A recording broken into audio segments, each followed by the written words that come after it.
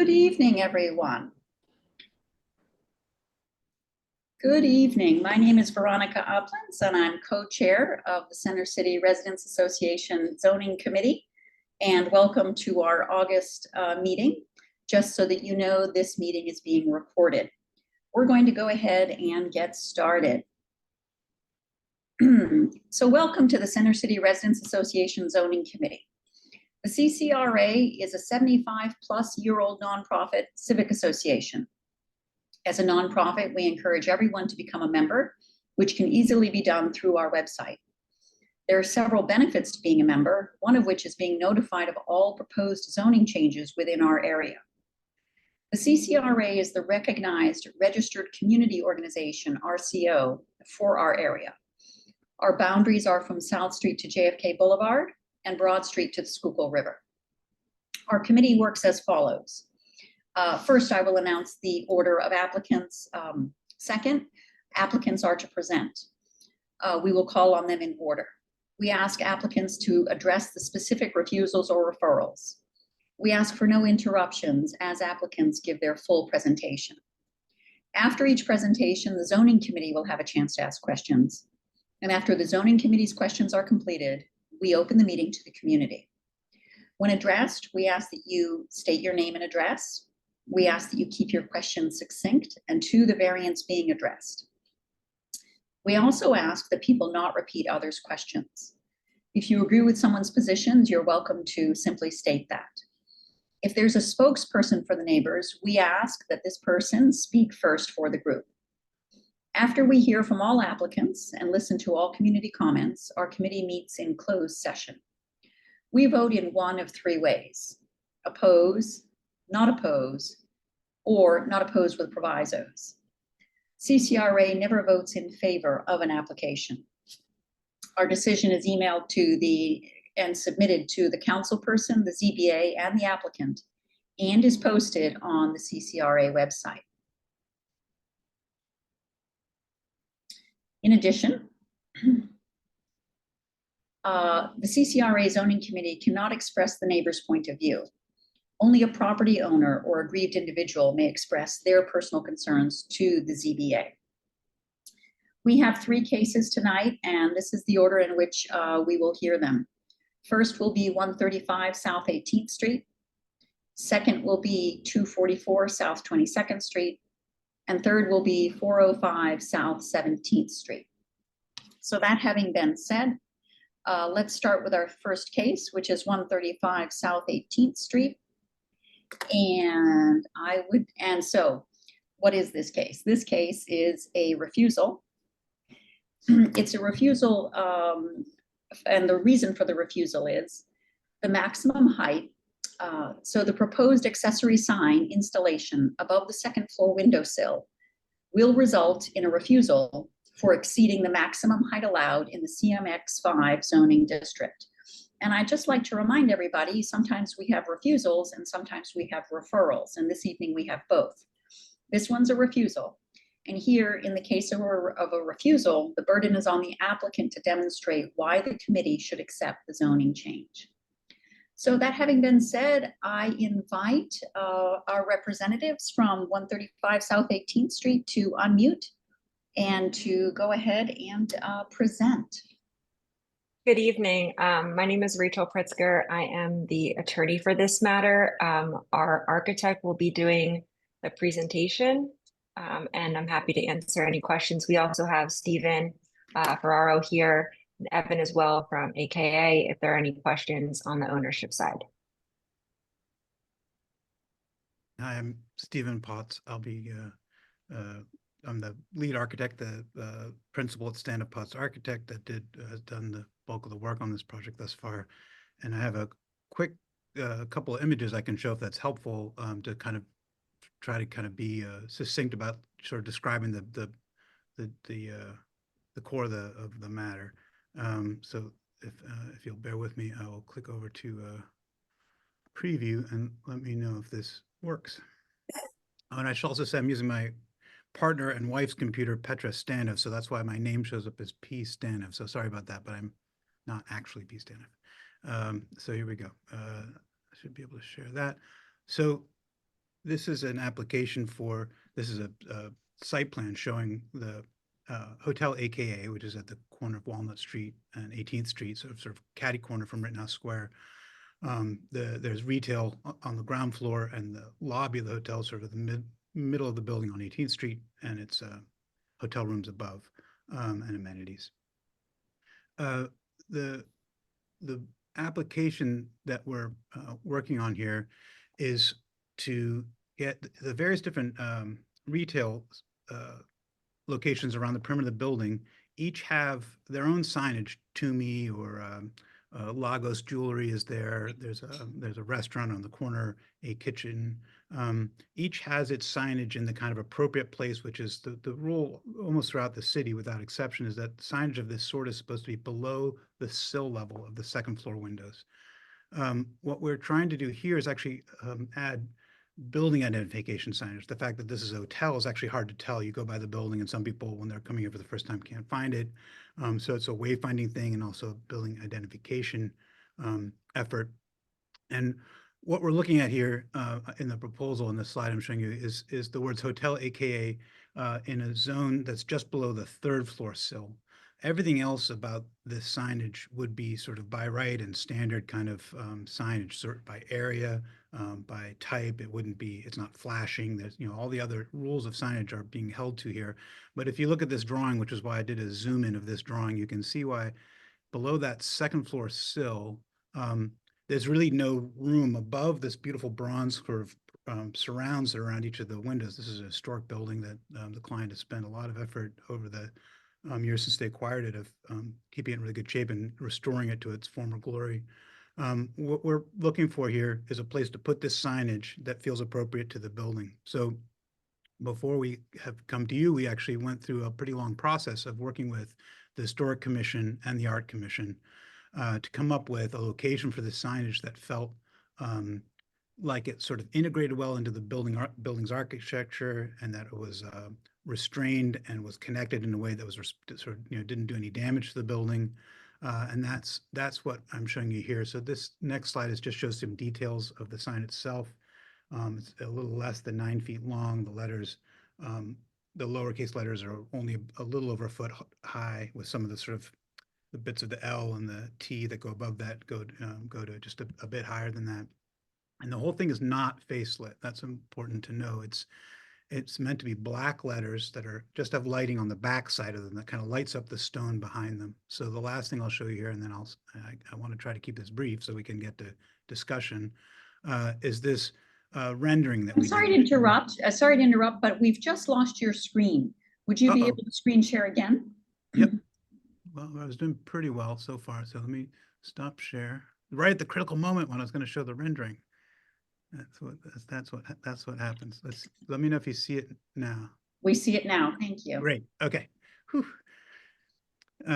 Here we are. So this is sort of it's a Photoshop rendering of what it would look like to see these letters in these two spots. And what you can see here is that below, if you look at that second floor window sill, which I don't know if you can see my mouse, but it's just there's no room there for any signage besides the actual appropriate signage for the retail stores themselves. So by putting in this zone up above, that gives us this nice spot for them that we feel is at the pedestrian level. I mean, the other place one could try to do it is somewhere down low where it's well below the second floor window, but then it really would be first of all, it wouldn't be as visible, but also be more in your face if you're walking along at the street level. So for a lot of reasons, we felt like this was a really good balance of, we want it to be visible, but not overly bright or offensive. It should be just sort of a subtle glow that's there that during the daytime, you wouldn't really see the lighting at all.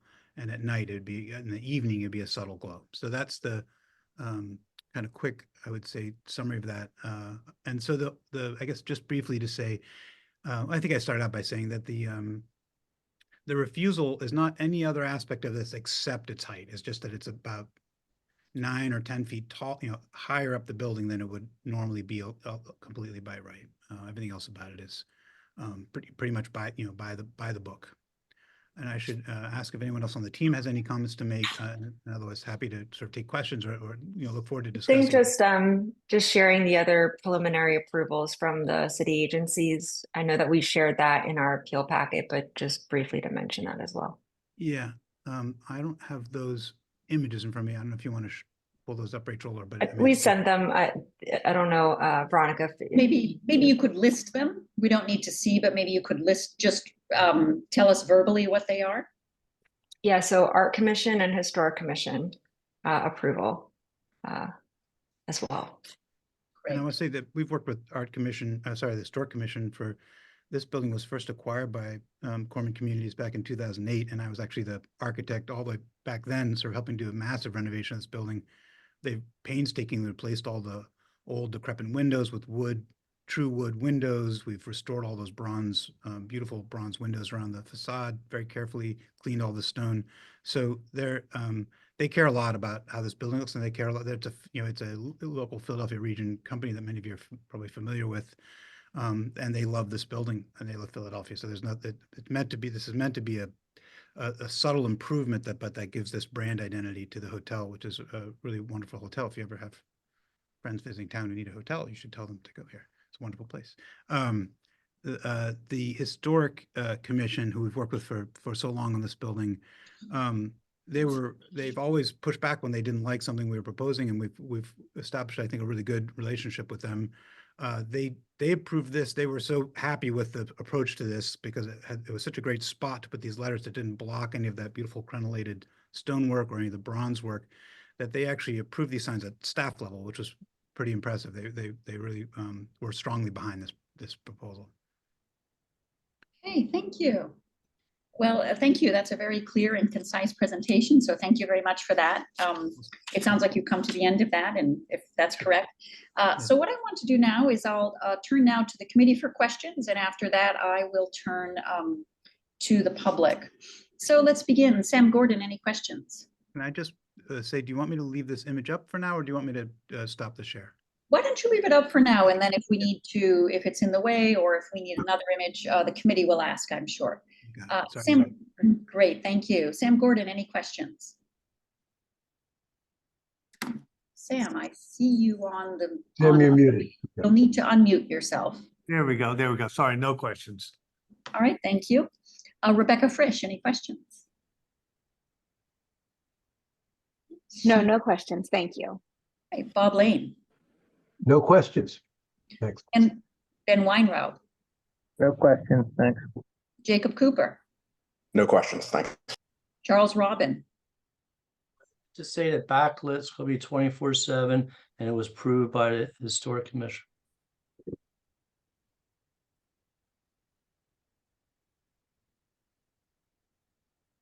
Is that a good? I was going to ask the same thing. Was that a question or a statement? I didn't follow. Is the backlit going to be 24/7 and was it approved by the Historic Commission? So the Historic Commission, to the second part of that, was the drawings that were submitted in this package are based on those drawings that we worked out with them, and it definitely showed that backlighting. We talk about it being it's to match the very warm color, so a warm, almost like what do you call it, halogen level, so 2700 Kelvin lighting. So it's meant, it won't be a bluish light, it'll be a nice warm light, and it shouldn't be bright enough that it would be a bother. So it's going to be far less bright than, for example, the street lights that are on all night long are going to wash them out. Honestly, they're going to be, compared to them, they'll almost disappear. We did not present any time schedule to it. We did ask for them to, we proposed them to be 24/7, but certainly could discuss that. But I have a feeling that that's not going to be an issue because it's meant to be such soft light. Thank you. All right, thank you. Doug Miller, any questions? No question. Ben Zuckerman, any questions? Yeah, just a couple. There's really nothing objectionable about this, except for the fact that the city doesn't seem to want these kind of signs above the second floor. So my question is, why is the sign on the overhang by the front door not sufficient? And what hardship is created without you having these signs? Yeah, I think it's a fair question. The letters AKA that are kind of, you can see in this rendering that are inscribed over the canopy, I think they help one sort of recognize that canopy as the kind of, which I don't know if you remember when that actually got installed, that was another piece of our scope of work several years ago, trying to help people kind of find their way to the entrance to the building. Part of what we're doing here is there's a little bit of a quiet rebranding going on in the background here with the word hotel being brought into the mix, which is very important to the company. The letters you see there in the side of the canopy are sort of cut into the side of it, but they wouldn't, if you sort of shrunk them down to be small enough to write hotel AKA, they'd actually be quite tiny. So that's one reason. The other, this is probably the one perfect spot to take this photograph from where you actually would be able to see that unobstructed, but the letters up on the side of Walnut Street there are helpful because they're visible from more places. So it just helps to increase the visibility from a broader set of angles and to give some space and a little, honestly, a little bit more size to the lettering, which just further helps the sort of brand identity and to be able to find, identify and sort of appreciate the building, that what's happening beyond. So I am looking at the two other awnings over the windows, which have AKA on them. Are they Yeah. insufficient to put hotel AKA on there? That's the restaurant. So Mm. that's where the restaurant is located. So I think that you have multiple uses going on the ground floor here. So I don't think the hotel would be able to have that there because that's the restaurant.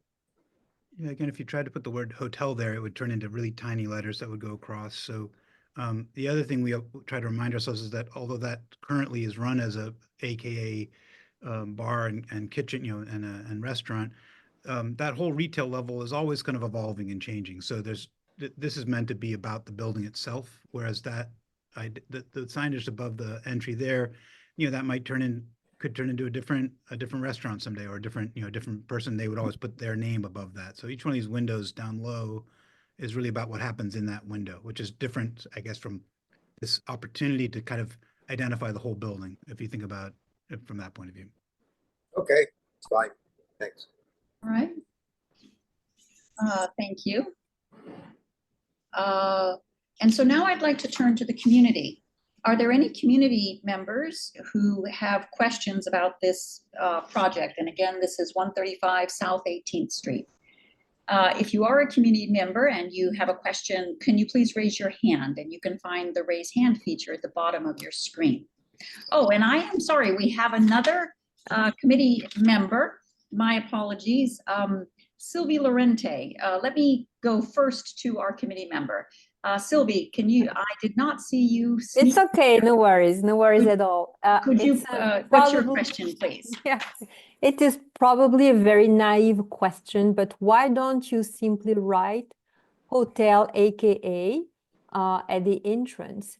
I see the entrance of the building. I see that you have this huge black element on top of the entrance door. Why can't you write hotel AKA there? I think I think I'd answer that a little bit the same way we spoke about that entry canopy, which is that with this the new desire to have the word hotel in the name of the hotel AKA, instead of just the letters AKA. You can see even in this photograph, that black zone where the door is already kind of in shadows. So they would get quite a bit smaller. They'd be visible once you walk up to the door, but that's a little bit different than it being visible when you're, say, pulling up in a car or walking, along the sidewalk, and from a little bit more of a distance can immediately recognize, but again, not in your face kind of way. It's meant to be subtle, that the whole building is the hotel AKA, not just that door or just that window. So it's really about a way of increasing what the signage is doing for the owner of the building by allowing it to be about kind of bridging the gap from just sort of retail signage, what happens in this window or behind this door, and really saying, what is this building? That's why this is so important for the client, and why we've worked so hard to work with the different entities that have that are stakeholders in this, including yourselves. That's why we've been really looking forward to having this discussion with everyone. But it means a lot to the owner to try to to the whole company to try to make this work. It'll make a big Thank you. difference. No more questions. Thank Okay, you. Thank you. So now let's turn to the community. And I see that there's a raised hand. I think it's Andrea Wapner, and apologies for any mispronunciations. And I'll just go in order as I see the hands raised. Andrea Wapner, could you please unmute yourself and introduce yourself and give your address and then state your question? Yes, I am Andrea Wapner. Can you hear me? We can, thank you. And I frequently am in Rittenhouse Square, although I live closer to Fiddler Square at 2221 Spruce Street. And my question involves the lighting, the backlighting of this signage. Is there an image that you have which would demonstrate what you're talking about in terms of nighttime and what the light as it would reflect against the building would look like? And did you say it was going to be blue? Oh, definitely not. The opposite of blue. I should have not even said that word. It was meant to be the contrasting word. It's meant to be almost like a candle, like halogen light. So a very warm, orangey yellow, if you want to think about that. Think of it as like bright candlelight. It would be the color effect that we're going for. It's the same color tone that we're using at the top of the building. Years and years ago, we put a row of lights to light up the beautiful cornice at the very top of the building, some of the beautiful architectural details up there, and it would be a matching color tone to that, a very warm Okay. light. I just would hate it to look like the Independence blue. Blue. No, I would too. That would not be Okay. good. No, it's meant to be it should just look like almost like someone's put a bunch of candles behind it. Honestly, it should be very this is a organization that really cares about I would say about subtlety. It's not a in your face place. If you've eaten dinner at the restaurant or been to the bar, everything is very is meant to be high quality but subdued, not in your sort of not aggressive or in your face. And this is definitely meant to be in keeping with that. Okay, thank you. Veronica, Thank you. can I reply to that one?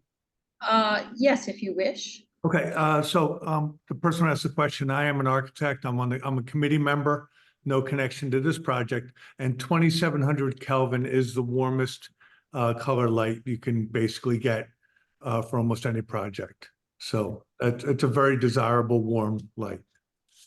Okay, great, thank you. Thank you. And now I see C. DeMarco has their hand raised, so I invite them to unmute themselves and introduce themselves and with their address and state their question. Evening.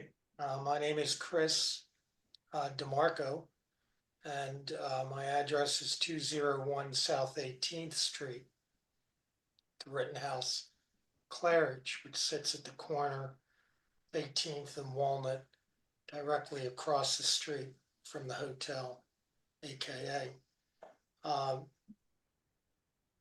Just to confirm, I guess the concern is that at that level, right above the second floor, right below the third floor, directly across the street, our building will be facing that sign. And there are windows at both the second and third floor level of residences. So is it your conclusion that the 2700 Kelvin light and how you've described that, it will be of such a subtlety and such a warmth that it will not project into those residences through their window directly across the street? It's a great question, and I want you to know that I've thought a lot about that question because it mattered for us as an architecture firm not to produce something that would do that to a neighbor. I mean, we do a lot of our work is in this city, and you're always working with we like people to want to work with us, and we we don't want to make people, you know, we're always looking for situations like that. So I think the best way I could describe this to you, the reason I'm so sure this won't happen, that it won't cast light across to your space in any additional way to the situation you've already got, is take a look at that street light that's up above. It casts a lot more light on that stone. I mean, probably by an order of magnitude than this sign ever will do, because these lights, these letters are about 4 inches off the stone, and then the light, the little teeny tiny LED lights are sort of around the perimeter, the back side of the letter. Then they're aiming at the stone behind them. So that you know, light kind of hits something and then diffuses, you know, sort of bounces off that, but because it's stone, it's not like a mirror back there. It's really kind of it diffuses, the light disperses, the light energy sort of disperses pretty quickly. So I guess without getting too much into the technology of it, if these were face, you know, which they aren't, they are not facelit letters. If they were facelit letters, that would be a real concern I would have, and I would have had concerns about aiming them across the street. Certainly you'd want to have them like turn off at a certain time or something like that. But as it is, these are really going to be completely washed out. If you look at another thing you can look at as an example is the glow coming from the sort of French style street, the pedestrian street light that's just next to the news kiosk to the left in this image. I mean, that's the kind of glow we're talking about here. It's never going to rise to the level of being able to light up something all the way across the street across from it. And just on that, and this will be my final question, and thank Sure. you for that very detailed answer. I think it had been posed, but the signage that will be illuminated throughout the entire 20, that will be illuminated 24/7, certainly throughout the evening and early morning hours. Is that accurate? That's the intention. Okay. Just to keep it simple. I mean, I think the more complicated you make a thing, the more things can go wrong, I suppose. So if the whole thing's on a complex timer system, I just if it can be accepted sort of in its simplicity, that would be the preference. You know, the other thing that that we discussed, I actually want to, another important point to make about the light levels of this thing is that it's the whole lighting system is going to be on a dimmer, which means we'll be able to control how bright it is. And that's another thing that we want to, I want everyone here to be aware of that there's going to be an ability to make sure that it's not too bright. You know, that if for some reason it's somehow much brighter than we thought it was going to be, we'll have the ability to tone it down. And that's something, again, as a good neighbor, we'd want to be able to have a conversation with you about. Veronica, may I ask Mr. DeMarco a question? Is he Please do. as part of the management of the Claridge or a resident of the Claridge? Both, sir. I thought you may have been part of the management. Well, All right. important to get your input then. Thank you for the question. Thank you, sir. Are there any other questions? Sorry, this is Rebecca Great. from the committee. I'm sorry, just wanted to clarify. You guys did already get the Art Commission approval? I know you Right. said Historic Commission. Oh, Art oh, Yeah, Commission we also? got both. Okay, Yes. great, thanks. Yeah, of course. Okay, wonderful. So do we have any other questions for 135 South 18th Street? I invite you to raise your hand, or at this point, I also invite you to unmute yourself and ask your question. No? Okay, so I don't hear any other questions, so we're going to close discussion on that. I'd like to thank the presenters. That was very clear and very concise, so thank you for that. That's a very clear and thorough discussion. So thank you. So now we're going to move on to our second case. And this is 244 South 22nd Street. Now 244 South 22nd Street. This is an application for use, eating and drinking establishment, prepared food shop with all other uses as previously approved in an existing structure. No sign on this permit.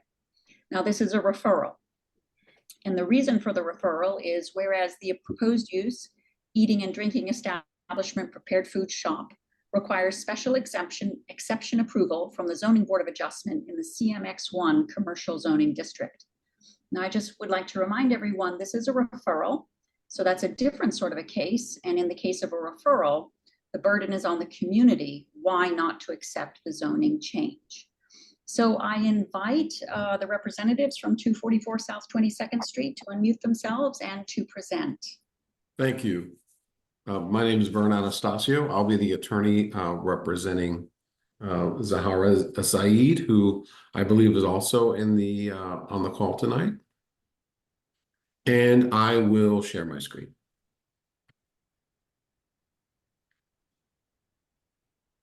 The property in question is right here on the corner. 22nd Street runs north. This is just north of Manning. As you can see, it is zone CMX1, like the adjacent properties facing 22nd, and on the other side of Rittenhouse Square Street as well. Uh-huh.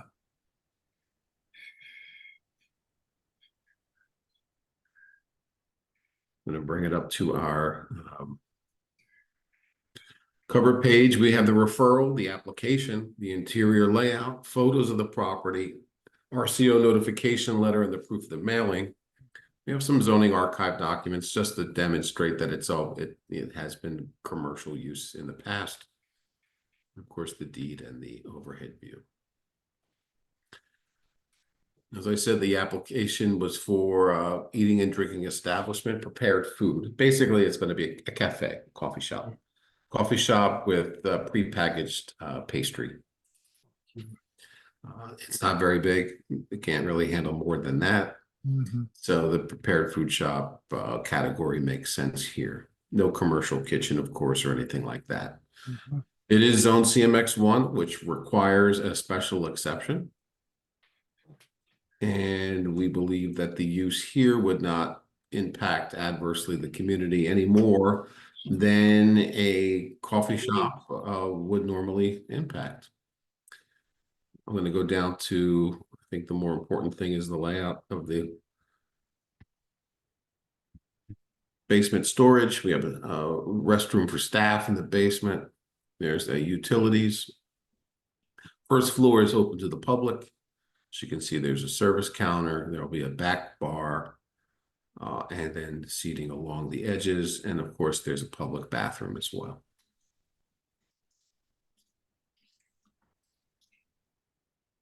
This property right here. I'm sorry, right there.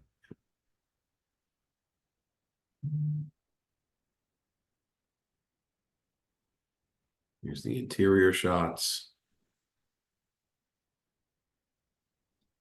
Hours of operation are going to be 7 a.m. to 5 p.m. Daily. Number of employees are probably 3. And of course, commercial trash pickup. There's the letter that went out to the community to invite everyone to this evening's meeting on the 27th. The ZBA hearing itself is at 2 p.m. on the 25th of September, which is fast approaching. And here are all the addresses that were mailed.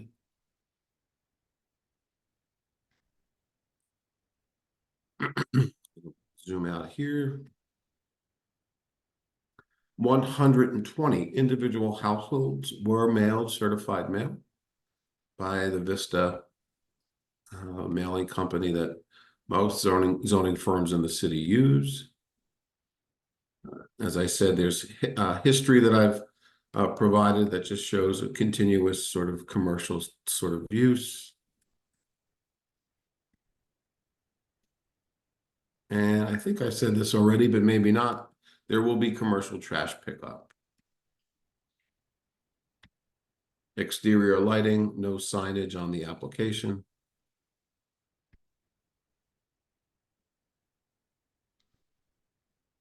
It's fairly cut and dry. It's a coffee shop. We think it'll be a benefit to the community and certainly would not adversely impact the neighbors or the neighborhood to the extent that a special exception would even considered be denied. So with that, we respectfully request that you support the application. Thank you. All right, well, thank you. That's a very clear and concise presentation. So now I'm going to go to the committee and ask for questions from them first. Sam Gordon?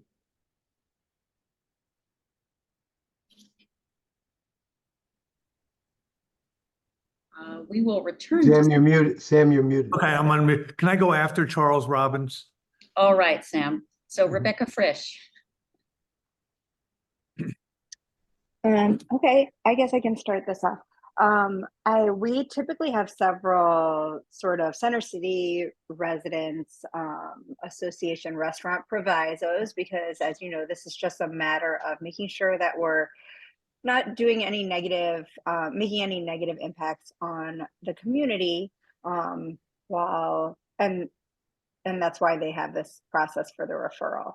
So I think if you could just talk a little bit in a little bit more detail about the loading and how you would be accepting deliveries and how that would impact flow of traffic as well as trash. Those are things that are really important to us to understand how those are worked through. Well, I'll work backwards. The trash pickup will be, based on the volume, obviously. If it needs to be 2 or 3 times a week, it certainly will be. It will be commercial trash pickup, and they'll, of course, be required to adhere to picking up during regulated hours, of course. We haven't really landed on a trash company. Of course, Waste Management does lots of pickup in the area, but nevertheless, it'll be, as many days as the volume would require. I think maybe more specifically, just ensuring that there's no exterior dumpster. There will be no exterior dumpster. And we are, of course, willing to sign on to any of the provisos that would typically be required of a coffee shop in the CCRA service area. So there will be no trash on the street ever until a trash pickup person would have to come into the building to get the trash. I'm going to defer to my client on the detail for that, if that has been fleshed out on her end. If that's something that, of course, the neighbors would want, we can certainly make it happen, but I will defer to her if Zahara is on the call. I am, yes. So there is they would have access to go inside the building and just get the trash and again, like Warren said, we have not narrowed down on a specific company, but they would not be trash sitting outside. Right. Because I do realize that Rittenhouse Square, that street is residential, and I would not want that. So they would have access to get inside and get the trash out. But again, depending on the days and the hours and stuff, that's once we finalize on a company, we would be able to be more specific about that. Thank you. I think your other question was about managing traffic. Is that right? Yes. You meant foot traffic or automobile traffic? Oh, automobile, just making sure that we're not creating any issues with like the loading of deliveries and seeing if you'll be open to timelines. And I think probably Charles and Sam are going to have more specific operational questions. Any loading or unloading is going to be from my client's car. It's not, there's not going to be any sort of large, it's just not big enough. It's not going to be any sort of large box trucks coming in and loading or unloading large amounts of anything. My client will be bringing that stuff, be it beans, milk, or pastry. That'll all be done by automobile. Well, of course, the sign on the building, historic, says that there's meats and provisions.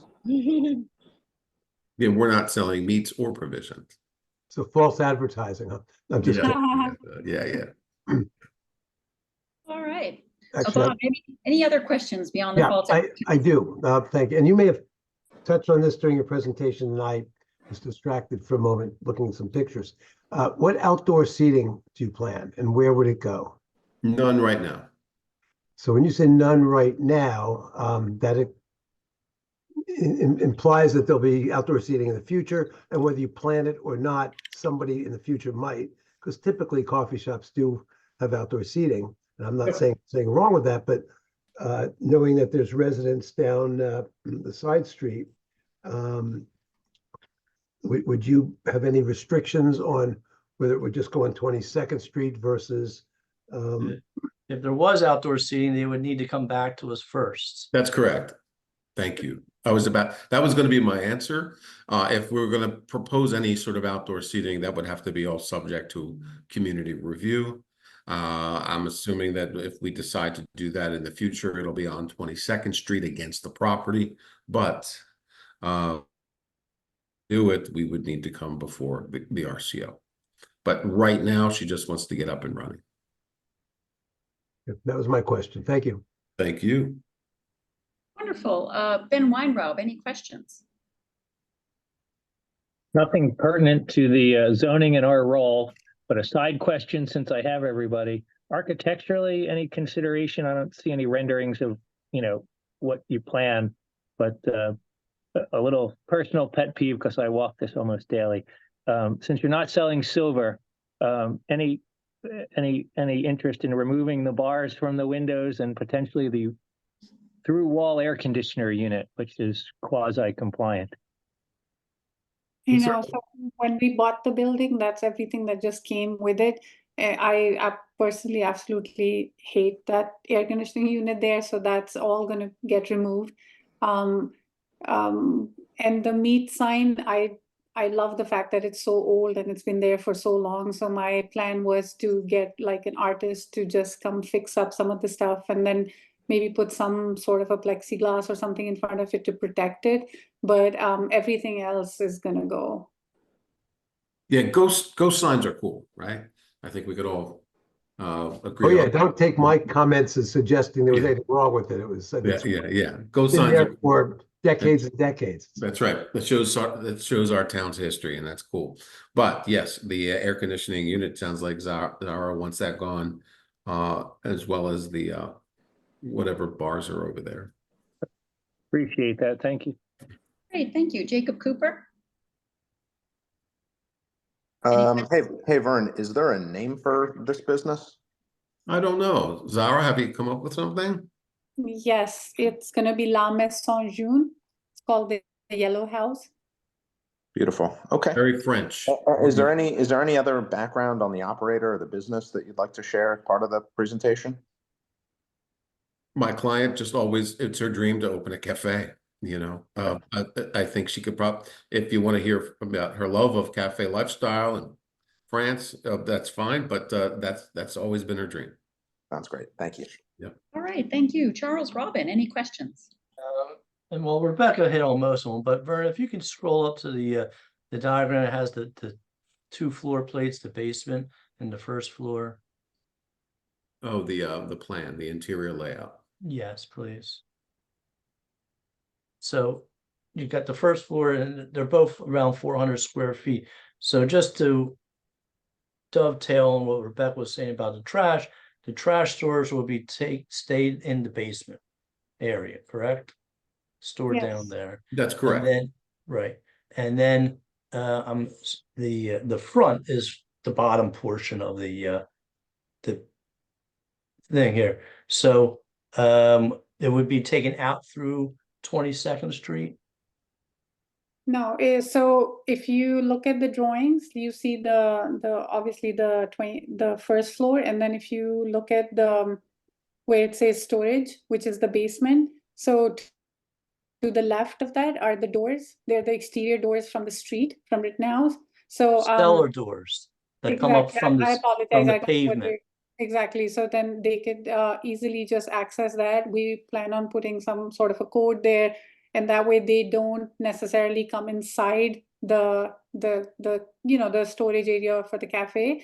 And so what the staff, like before we leave, like we could just roll up the trash cans over there, lock up, then they just come from the outside, they just take whatever they need to, close them back up, and then we're good to go. Just to be crystal clear, if you can roll up to the front of the picture of the front of the building. Yeah. Right. All right. So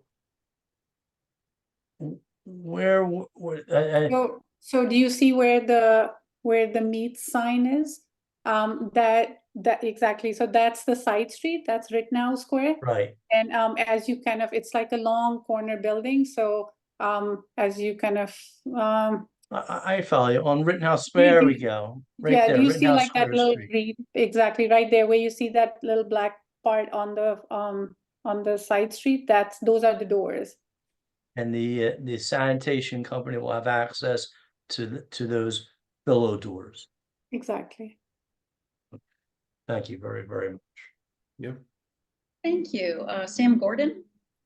No, just, are we gonna, so I've been absent, I've been off the committee for a number of years, but I used to be on it. So the provisos, one was trash storage inside. Two, I don't know if you still have all these, label all paper products. Do we still do that?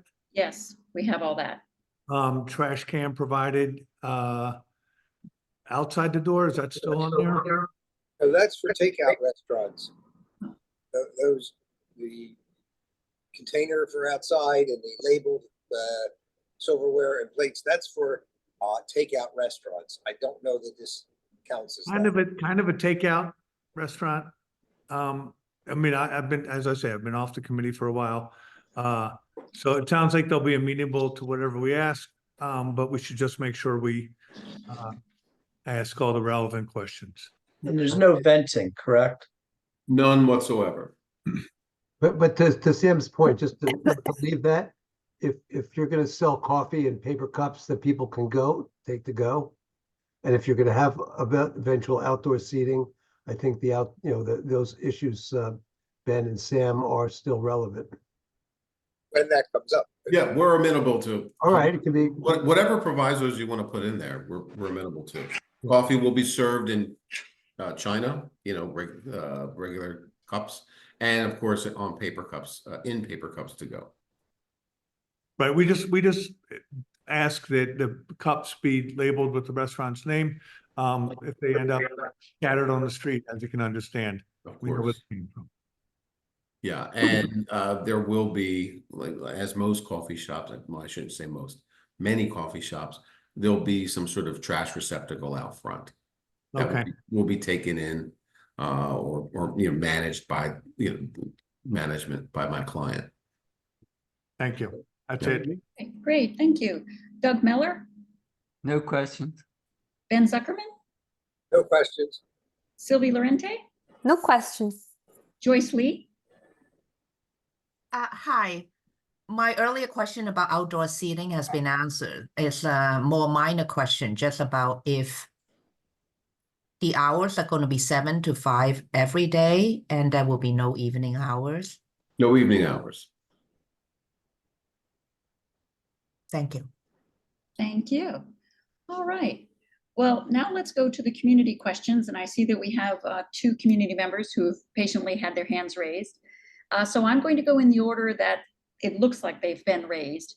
So the first one I saw is Andrea Wapner. So, and there are a lot of community questions. And I'll go in the order that I see them raised. So Andrea Wapner, could you please unmute yourself and give your address and correct my pronunciation if it's wrong, my apologies, and ask your question. Thank you. So it's Andrea Wapner and 2221 Spruce Street. And I pass by this area on a regular basis. I'm not familiar with what exactly the association's submission would look like to the zoning board when you talk about provisos. And I think that certain things actually need to be very clearly stated. I think by the time the discussion went up and down and all around, I'm not sure what's happening with the trash. So I think that one of the things that is concerning to me is that the owner appears to be saying that the door on Rittenhouse Street will actually be a place where the staff will, when they close up and they know that or they expect the trash people to be coming, that they actually, at that point in time, will put these trash containers on Rittenhouse Street because they don't want the individual trash removers to be able to access the interior of the building. So my first question is, could I have a clarification that there will be no trash cans left on Rittenhouse Street at all, at any time, period? That's correct. My client, I believe, said that the staff would put the containers at the ready so that the company could go into the property, pull out the trash and remove it. But there would be no containers on the outside of the building. Good, because sometimes the trash companies don't come.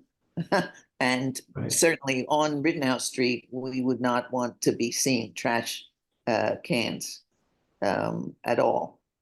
We've recently had a tremendous problem where the water department opened up Spruce Street and left it open for some time, and we ended up suffering with a great deal of rats. And they're very much attracted to food venues. Thank you for that concern. And if I can just chime in. So the committee mentioned provisos a number of times, and provisos are things that we ask these types of establishments to agree to. So the proviso for trash is, and thank you for Rebecca Frisch, this is in the chat, all trash waste generated at the premises will be internally stored until it is removed by a reputable and licensed trash disposal company with access to the premises. The trash or waste will not be present on the exterior at any time. No dumpsters, trash not picked up before 8 a.m. Monday through Friday or before 9 a.m. on weekends. And so that's one of the provisos that this type of establishment, that we have for this type of establishment. Excellent. Thank you for clarifying that. So on the other hand, there was talk, though, of a trash receptacle on 22nd Street, I assume, where the door is, and for people who have paper cups and or napkins and coming in and out. So what's the story with that trash? So just to chime in, that's one of our provisos, that this type of an establishment has to have a trash can outside of their establishment. The thinking is that if people get coffee to go, that the coffee isn't, that they don't throw their paper coffee cup on the street, but instead it goes into the trash can. And that's I'm sorry, I didn't mean to speak. No, go right ahead. I mean, what kind of trash can are you talking about? Well, I think the owner and the representative can speak to that. In general, these are portable trash cans. Yeah, it'll be something that could be actually brought in at night. And that would be part of the proviso, that it would be brought in at night. Oh, yeah. Right, that's a standing part of the provisos. Yeah. And the second, so that's trash. So the second point is, I wasn't clear with the owner. I understand that she appreciates the wonderfulness of the signage about the fact that this used to be a meat purveyor, but I wasn't sure what she was saying about the wrought iron, which I'm very attached to. So someone had asked, what's that window going to look like? And I'm not sure that everybody shares my love of the wrought iron. And I would like, as a proviso, that it have to be retained, because that's the way the building has been. Oh, am I supposed to answer that? I don't know. Or is that for the RCO? What I would say is that I think these are, speaking for in my position as chair tonight, I think those are interesting questions. They're architectural ones, and certainly we reside in a historic district, and that's and in a historic area, let me use that word broadly, and that's very important. I would just note that this is a zoning committee meeting, And so while I personally have strong thoughts about the signage and the wrought iron, certainly we can, if the owner wants to say one sentence about that, I'm certainly open to that. However, I just have to let you know that's not the topic of this meeting. We don't talk about architectural issues, we talk about zoning. And so, for example, we talk about things like trash. Yeah, we're not, I mean, my client's not married, obviously, to the wrought iron. They're basically bars on windows. Yeah, so before we and- started and- the process, like we did connect with like historic to understand what was historic and what was not. So this apparently none of this is historic. No, I mean, they were put there in a time in Philadelphia when everyone needed bars on their windows. Well, Frankly, what about the, and no proviso that it's as the chairperson said, there's no proviso that will ever stand. So we'll see what we do. And whatever we do, I'm sure you'll appreciate the end result. so you're saying that the red painted wrought iron on 22nd Street at the lower, underneath the window, that's not Well, we're talking part of about the building? No, we're talking about the bars on the windows. Well, but I'm also asking about the red wrought iron at the bottom. Andrea, I think Oh, we've excuse me for established- interrupting. Excuse me for interrupting. I do have to say something as chair. This is an interesting conversation. However, it's not the subject of what we do. This is outside of our jurisdiction. So it does not influence our vote. We certainly very much want to hear all community members. And I just want to note, we're already about 5 minutes over for this talk. And of course, we're going to continue, of course, and I see at least 5 other hands. I do want to hear everyone's opinion. I do want to allow every community member to speak. But again, with all due respect, we do not deal with architectural matters. So I would just like to signal that for the group. Next. So I'd like to thank you for your comments, and we've heard very clearly that you like the wrought iron, and I'm sure there's many who agree with that, and thank you for that. I'd like to now circle to the next comments, and then if necessary, we can always come back. So I saw a woman, an individual who looked like a woman, and I apologize if I think Jessica Matelier. Apologies for any mispronunciations. I saw your hand next. Yes. Hi, thank you so much. Good pronunciation. My name is Jessica Matelier. I live at 251 South 23rd Street. I've been a resident for about 3 years, and I've seen the quality of this neighborhood go down tremendously due to the introduction of coffee shops, pizza shops, and businesses where homeowners and residents have been suffering through trash pickup outside of normal business hours. That has caused an issue where engines are running overtime in addition to food delivery engines running and being delivered before the hours ordinated for normal business. So there's the noise pollution that comes with that, in addition to physical property damage from trucks delivering foods or pickup and trash. I've called 311 several times for any sort of pickup that happens before 8 o'clock in the morning. I think adding this establishment is not necessary. We already have 2 to 4 competitive coffee shops that are already in the area. And any sort of activity in terms of drop-off traffic in this corner is incredibly detrimental, where it would cause accidents for bike lane users, for pedestrians. There's lots of families around here, and would cause traffic congestion on Rittenhouse Square, which is often used as an outlet due to other detours or issues, but it's also a neighborhood resident street primarily that would be influxed with rodents, cockroaches, and other pests that have been plaguing this block and neighborhood since the introduction of other establishments. That's my grievances. I'm sure people who live in the neighborhood can feel the same way and have been through tremendous issues with establishments coming into the area. But I think it's an awful idea. With all due respect, there's other locations that might benefit from this. And the residents that I've spoken to beforehand have also communicated that the quality of our life has been ultimately disturbed, and we don't see it as an opportunity of benefiting the community when we are trying to mediate the issues with trash, traffic, rodents, etc. that's already happening.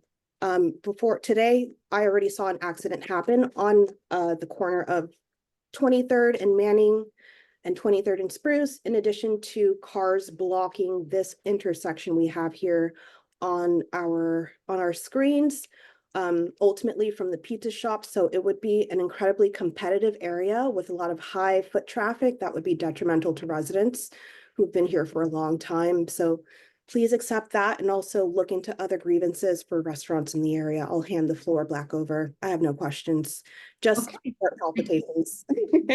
Thank you for that clear statement. And I just note that in the comments, we have Kavita Dela, who says that she agrees. William Kreindl, apologies for any mispronunciation, also agrees. Andrea Wapner also agrees. And Brian Dorsey also agrees. So, and Sunny Rao. So now I'd like to go and I see there are a number of hands raised. I want to give each person an opportunity to speak. If you wish to just echo what somebody else says, you can certainly say that in just one sentence. So William Kreindler, and apologies for mispronunciation, can I ask you to unmute and give us the correct pronunciation of your name and also your address and your position or question? Good evening. It is Kreindler. I am Zita Kreindler. I am one of the three members of the board, two of whom are on this call. I see their names. And we live at 251 South 22nd Street, which is directly across the street from this building. And I do share the same concerns as Ms. Matelier. I'm glad that she mentioned the bicycle lane, because when there was a statement about deliveries, I do know that certainly for the restaurant down the street, and also for the pizzata across the other street, north, there are often delivery trucks there, which obviously block the bicycle lanes. And I don't need to go into the things that have been happening recently about bicycle lanes and being in there. So that's one concern. Another concern is litter. We are across the street, and for some reason, people think that although there's a wall, they can just toss their trash over. So we've seen pizza boxes and other kinds of things. It's not the owner's fault, but it still creates trash and rats. And parking. We have a parking lot, and actually I was out watering just a couple of hours ago, and I saw two cars, each in succession, who parked right in front of the driveway, and they blocked it. So for us, that is a concern, because frequently there are cars that drivers who decide that it's fine to park and block the entrance to the driveway. And our driveway leads straight into Rittenhouse Square Street. So that is a concern for us. Okay, well, thank you very much. You've been very clear, and I appreciate you sharing your point of view. I do want to hear from all residents, and again, we are past schedule already, so I'm just going to go ahead and move forward. Sunny Rao, can you please unmute and give us your address, and please correct my pronunciation if I've mispronounced your name. And if you can just quickly state your position. Hi, your pronunciation was perfect. I live directly across the street from the proposed coffee shop at 263 South 22nd Street. I've been a resident in the neighborhood for 27 years, at that location for 18 years. In addition, my mother lives in the condominium at 251 South 22nd Street. I agree with the concerns raised by Jessica previously, completely. My issue primarily is the changing of the zoning, because that'll go beyond the current ownership and the current small coffee shop. And I just feel that, you know, with the two restaurants that have already come up there, it's been a significant hardship for us from parking. 22nd Street, yes, it's okay to call it busy, etc. But I'm sorry, I'm just the co-chair and we really need to stick to the time. So if you have Yeah. anything additional to add, you should please state it, but it sounds like you're agreeing with the previous comments. I am. And I have 3 questions. Will delivery and pickup services be allowed? What are the signage, lighting, and music proposed? And the seating capacity indoors? And is the 7 days a week, is that 7 to 5? Is that for 7 days a week? Is that confirmed? Okay, thank you for that. We're going to go ahead and collect all questions all at one time. Oh, Brian okay. Dorsey, would you please unmute yourself and give us your address, correct any mispronunciations, and if you would, in one sentence, would you please, if you're agreeing or disagreeing, would you please state your position? Yep. No, Brian Dorsey at 2206 Rittenhouse Square. So the first house right past the building. Echo a lot of kind of the same concerns that other residents have expressed. Of particular concern, I would say that, what I see quite a bit is, with Pizzata there, the parking, it's not just the parking situation, but it's cars. So getting very concerned, particularly for, families like myself who have young children playing out on the street, you having like trash pickup that could either come down our street or park on 22nd. And as people noted, right, our little street there ends up being kind of like a relief, I would say, for traffic that can build up on 22nd. Also do have concerns about deliveries with regards to like exactly where those would happen, because adding congestion onto Rittenhouse Square, cars on sidewalks, etc. That we've got people trying to like walk down sidewalks, those kinds of things. That's really kind of where my concern is with regards to the application here. And Okay, I'll thank just you. share That's so as very Eric clear. has been also No, at excuse me. 2206. I'm so very sorry. I'm so very sorry to interrupt, but we do need to move forward, and I do want to hear we do represent residents. So apologies to my fellow committee members, but we will hear from residents, but I am asking you to keep it short. So now Bill Faust, thank you so much, Brian Dorsey. That was very clear. Bill Faust, can you please unmute, give us your address and state your position in 1 to 2 sentences? Sure. I live in a single family at 234 South 22nd Street. It's located at the northwest corner of 22nd and Latimer Street. I'm very happy to see this coffee shop come into that location. My quick comment is that several of them, and I'll make it as quick as possible. We've had for 46 years a restaurant on 22nd Street between Latimer and Rittenhouse Square. It was originally Newtown Pizza. They were there 28 years. Gusto followed for 18. And Vinny and David, who run Pizzata, I think it's a pretty well-run operation. They're wonderful people.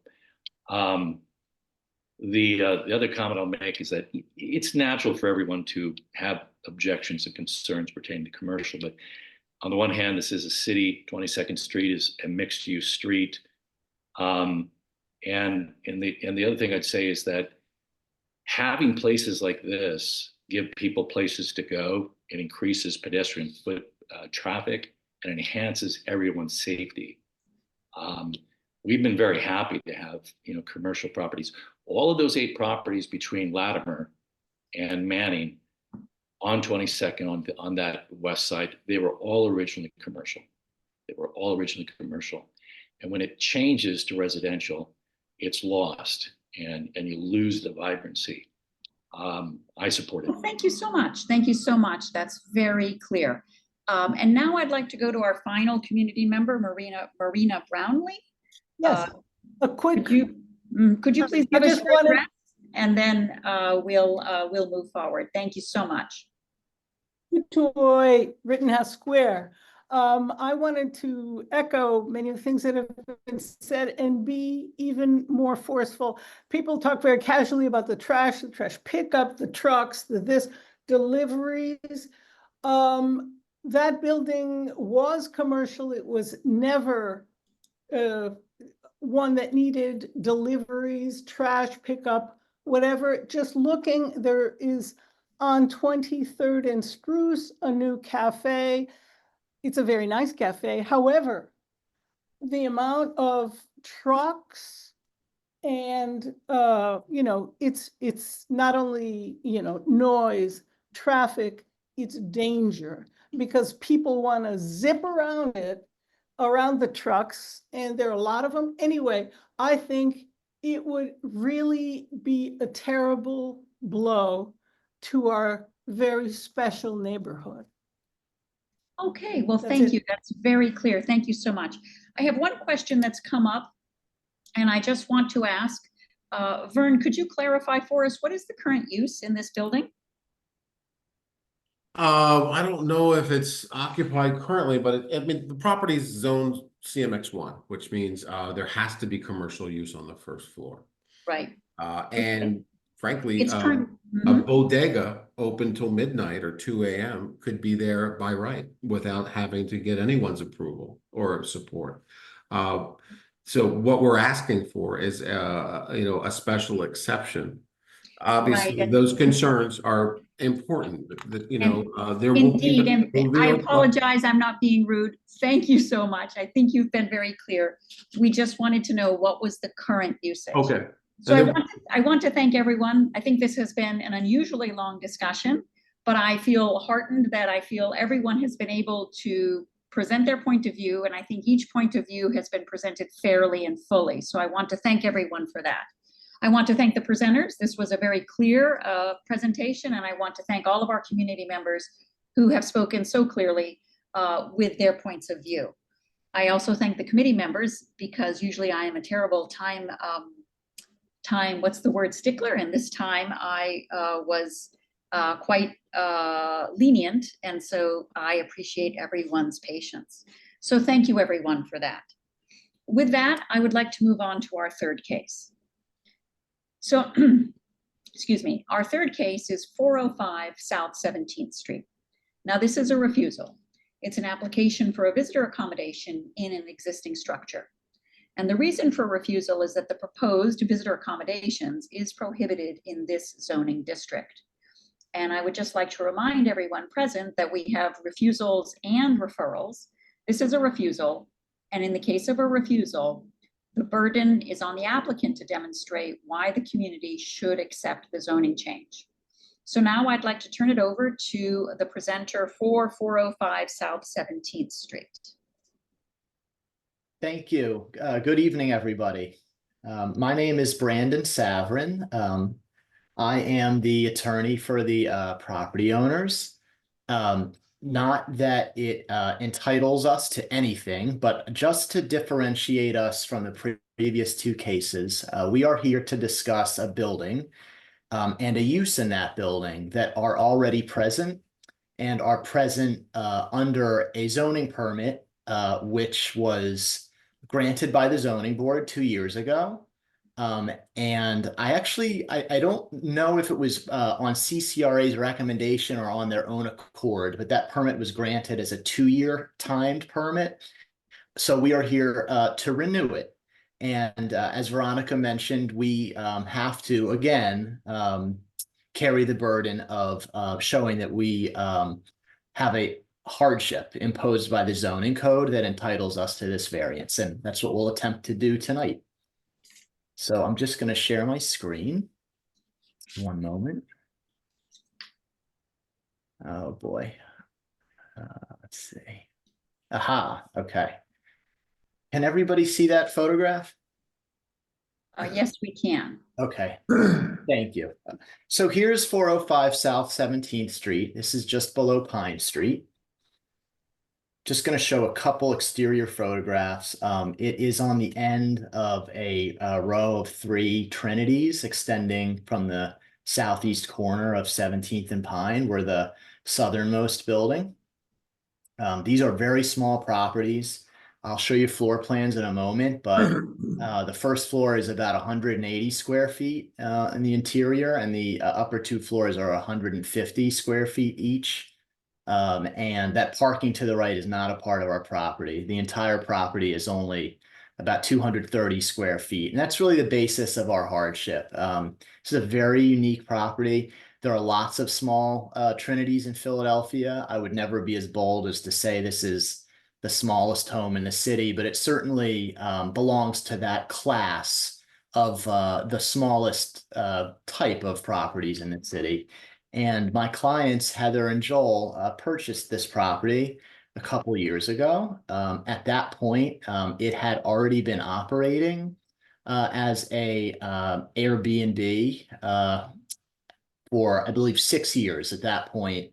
I'm happy to answer any questions about this, but essentially the city during those 6 years sort of went from not having much regulation on short-term rental properties to having it, but not enforcing it. And then when my clients bought the property, they immediately, I believe, while still under contract, engaged me, and we came, submitted an application, came before CCRA, and started the process of legalizing this use. So last time we were here in 2022, we spoke about what had been going on the previous 6 years and how we felt that it was not hazardous to the community and fit in with the fabric of the neighborhood.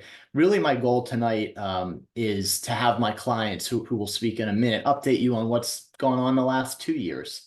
So sort of update the situation for you. So here's our new refusal. And as Veronica mentioned, we are applying for continued use as visitor accommodation. So no construction, no exterior changes of any sort.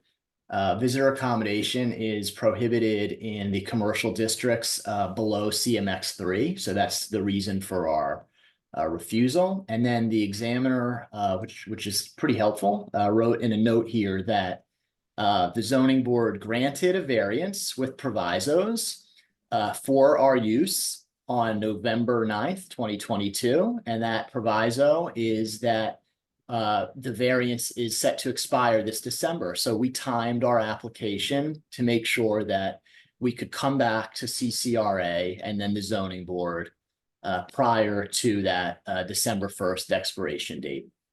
Also, just since this is the first time you're seeing their names on the bottom there, Heather and Joel, as he goes by. Heather and Joel live on Osage Avenue in West Philadelphia.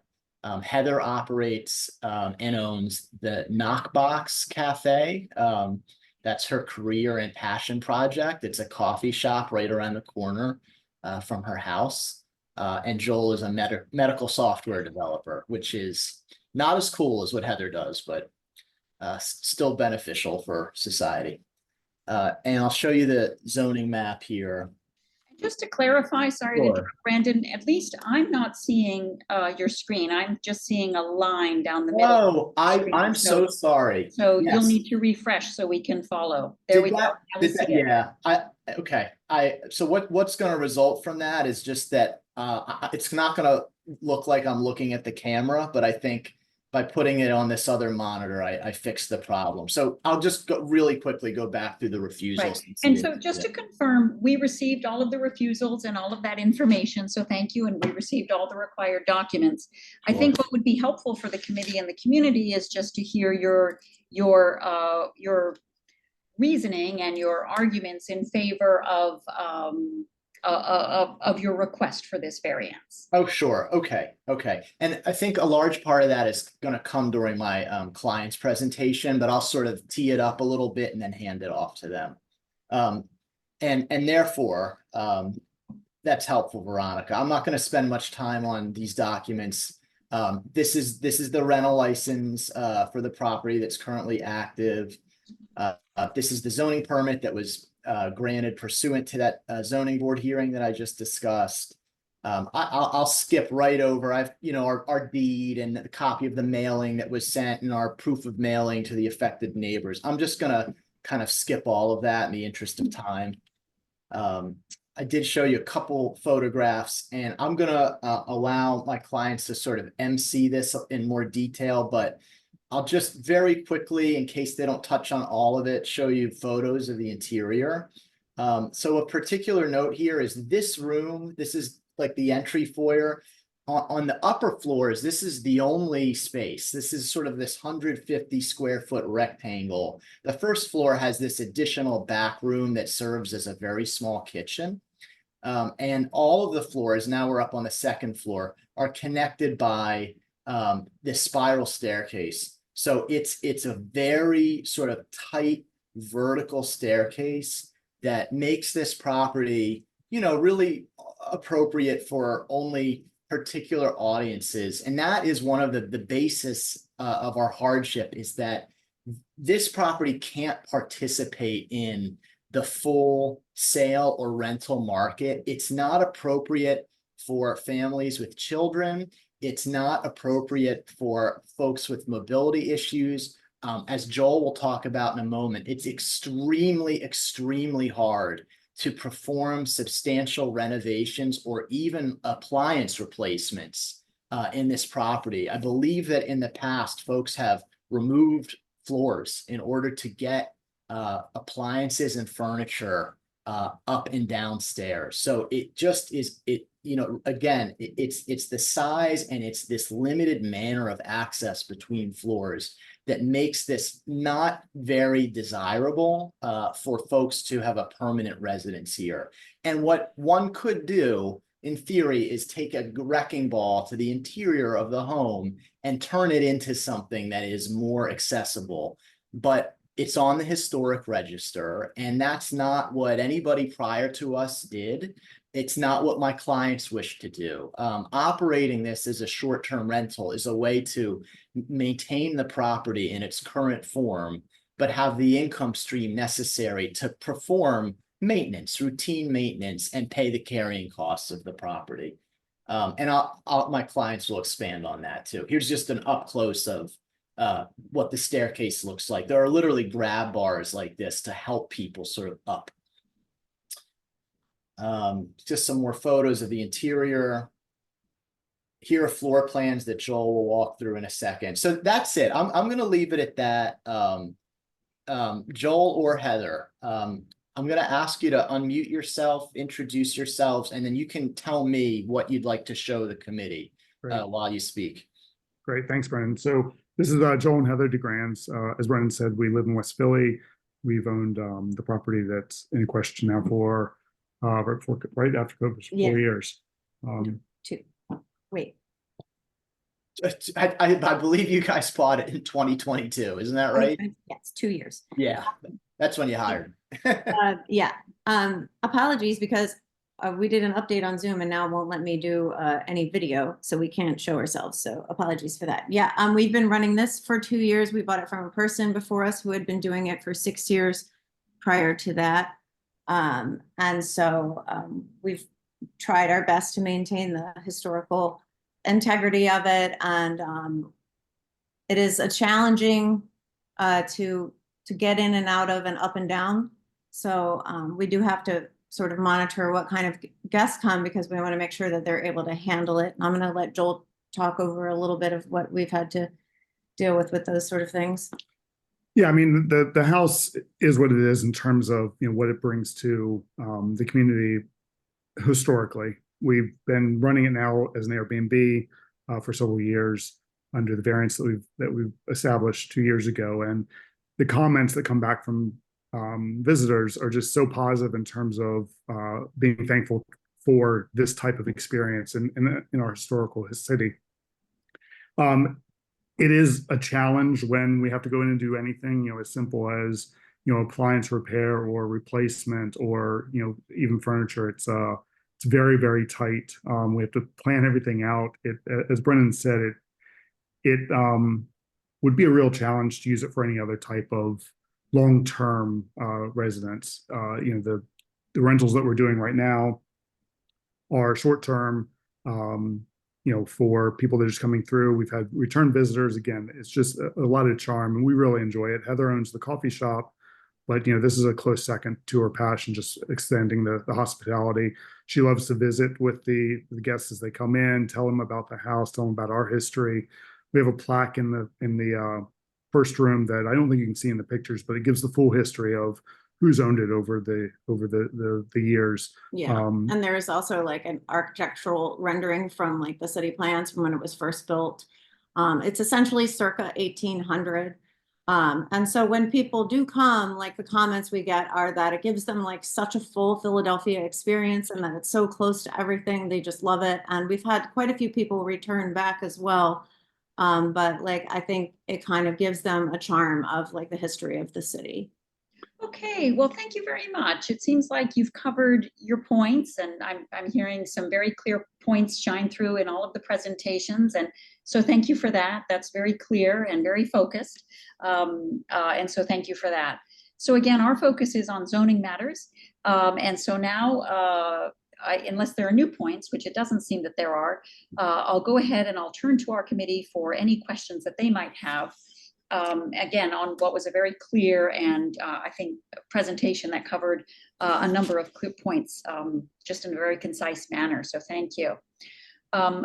Sam Gordon, any questions? Yes, the owners, you said you owned the coffee shop. Is that the one on the corner right next to the property? No, that is owned by Bastian Ornano. I do know him. He's 2 doors down from me, but no, that one is not owned by me. I own one in University City area on 45th between Pine and Osage. Okay, thank you very much. Great, thank you. Rebecca Frisch, any questions? No, thank you. Okay, Bob Lane, No questions, thank you. Ben Weinrow, No questions, thank you. Jacob Cooper, No questions, thanks. Charles Robin, Questions? Doug Meller, No. Ben Zuckerman. Just a quick, I'm curious, do people have to go up the stairs through the people who are staying on the second floor to get to the third floor? No. Are the stairs enclosed? So no, there's only one bedroom in the entire place. You walk into the first floor, you go up the stairs to the second floor where there is like a small living space and a bathroom. And then the entire third floor is just a bedroom. So essentially, it's the whole, you rent the whole house as one single unit is, I think that's the question. That's the question. Yes, correct. And Okay. more than one bed with a queen size bed is in it. Right. Okay. Thank you. That was clear. Thank you. Sylvie Lorente, No question, thank you. Joyce Lee. No question. All right. Well, that has just been very, very focused. So now I'd like to ask if the community has any questions, if there are any, and I just want to pause for 1 minute. Wade Albert, our counsel, I'd like to call on you at this point. Thank you. So question, I don't think I've heard this, and I apologize if I missed it. I understand that the owners purchased this property while it was being used for short-term rentals, and it has been used for short-term rentals for the past 2 years. Have the owners made any attempt to put this on the market for long-term rental? Wade, I'm going to let them answer in 1 second. I just wanted to let you know that I am aware that well, I'm gonna try and be delicate and not name any names. There is a neighbor who is at one of the similar houses who we feel does not maintain sort of the exterior of the property in the same manner that my clients do, but she explored selling the property and was extremely troubled by sort of the lack of a market. The sort of offer prices that she got were. Brandon, that's not relevant for us. Okay, go ahead, Heather. You can answer Wade's question head on. Go ahead. He's asking about long-term rental, and no, That's we have correct. not. We have. You're talking like year-round. We have not pursued that now. Okay. Okay. All right. And I ask because I know that there have not been a lot of questions from the CCRA committee. However, we have a policy that we generally oppose requests for use variances of this sort unless we believe that the owner has demonstrated a sufficient economic hardship. I don't know if this committee is satisfied to that, and I understand that, you know, your burden in front of us is a lot different from your burden in front of the ZBA. But if you were to get an opposition on that basis, you know, perhaps you shouldn't be surprised. I don't want it to come out of nowhere that if we do end up opposing this request. And I would just We're not follow, looking for I would another just follow argument. on that by saying that we share that information about our position when prior to scheduling the meeting. Okay. Okay. Thank you. Thank you. I do see one committee, it looks like one committee member has a hand raised, Alexander Rohrder, so apologies for any mispronunciations. Could you unmute yourself and correct my pronunciation of your name, and also give us your address and then state your question or position? Of course. Thank you, Madam Chair. My name is Alexander Roeder. I live at 412 South Carlisle Street, which is about 2 blocks from the property in question. I just wanted to ask I guess, sort of ask a follow-up question about the possibility of the property being a long-term rental. Could the property owners or someone speak to the hardship specifically, like as to why this property couldn't be a long-term rental, for example, for like a single person who wanted to live in this neighborhood? Heather and Joel, I think you should answer it. And I think if you could provide some details on what sort of amenities or appliances the home has and doesn't have, that could be a helpful part of the answer. Yeah, great. Yeah, as we said, we've never explored it. We always sort of took this in as something coming from the hospitality, you know, background that Heather has. It was always something that she wanted to do. She has known about this house for many years before it came about, and we would walk by it all the time. And she's always just had this love for Trinities. It's one of these things that I guess having that short-term sort of feeds that need that she had with it to sort of share this experience, this Philadelphia experience with, you know, people that she meets, you know, on their travels. But it isn't something that, you know, we haven't looked into the long term. Part of it is because I think what Brandon's mentioning is like, well, first of all, there's no oven because it's too small. There's not really a super functional kitchen. It basically has like a burner stovetop and like a microwave. The fridge is a mini fridge in it because there's no space for it.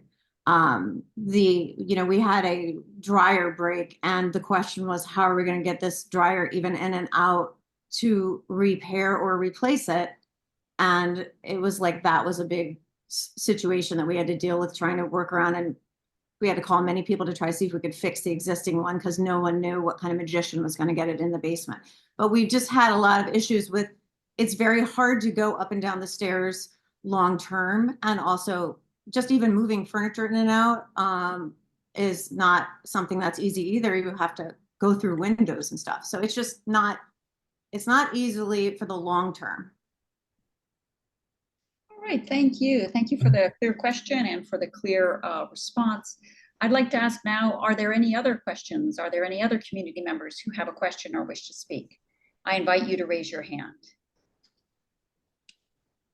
No? Okay, I see none. Well, with that, I want to close the public portion of the zoning committee meeting. I want to thank all of our presenters and our community members. Thank you for having been present and for having voiced your points of view. And at this point, I invite everyone who is not a committee member to leave, and the committee will now meet in closed session. So thank you. Thank you, everybody.